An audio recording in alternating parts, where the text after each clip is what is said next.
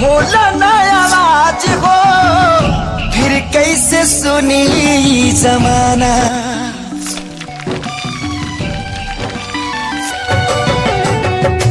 हो जाइबू दोसर के तू कुछ दिन के बाद बा दिल पगला रोई बन दीवाना। सतरंगे लागल पिया मिलन के प्यास जिया में नया नया जागल।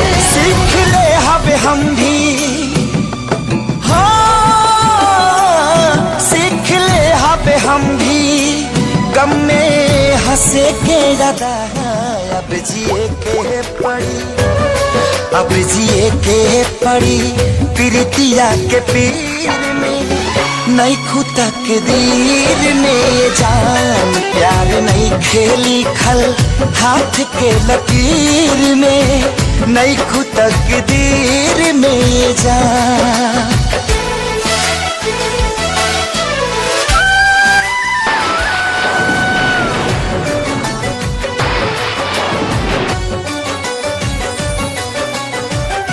अक्सरी होला केहू हंसे केहू रोएला प्रेम के भी लीला कुछ अजीब बा।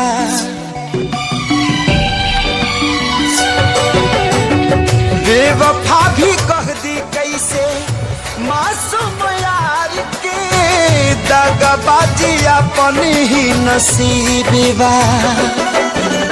बन के दुल्हनिया जइबू जहिया सैया जी के गाँव में रखिया अपना राजा जी के तू झुलनी के छाँव में। खुश रहा तू हरदम हाँ खुश रहा तू हरदम दिल से है बादुआ।